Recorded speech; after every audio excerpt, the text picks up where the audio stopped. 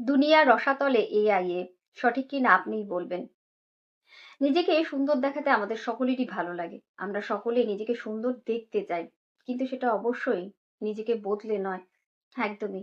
Editing এর পর্যায়ে যখন সেই স্তরে গিয়ে পৌঁছায় যেখান থেকে নিজেকে চেনা ভার হয়ে দাঁড়ায়, তখন সেটি অনেক বেশি খিল্লির বিষয়বস্তু হয়ে ওঠে।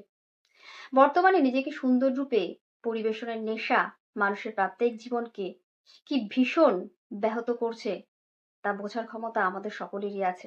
কিন্তু ওই যে বিষয়টি নেশায় পরিণত হয়েছে। ট্রেন্ডিং, সবাই করছে আমাকেও করতে হবে।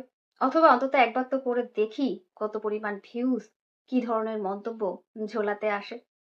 আজকের দ্রুততার সময় যেখানে প্রতিটা ক্ষণ, প্রতিটা মুহূর্ত, সেকেন্ড মূল্যবান, সেইখানে দাঁড়িয়ে বোকা প্রতিযোগিতায় অংশগ্রহণ করার আদৌ কি কোনো মানে আছে?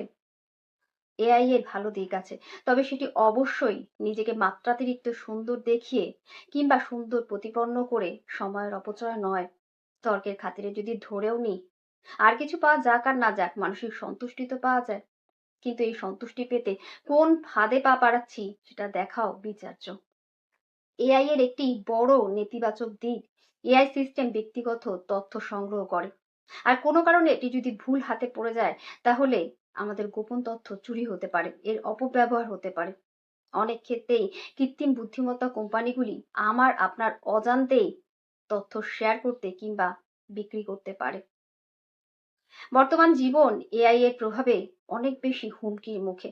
তাই বলি, এআই তখনই ব্যবহার করুন যখন এটি সম্বন্ধে সঠিকভাবে বুঝতে শিখবেন এবং এটি নিয়ন্ত্রণ করতে জানবেন।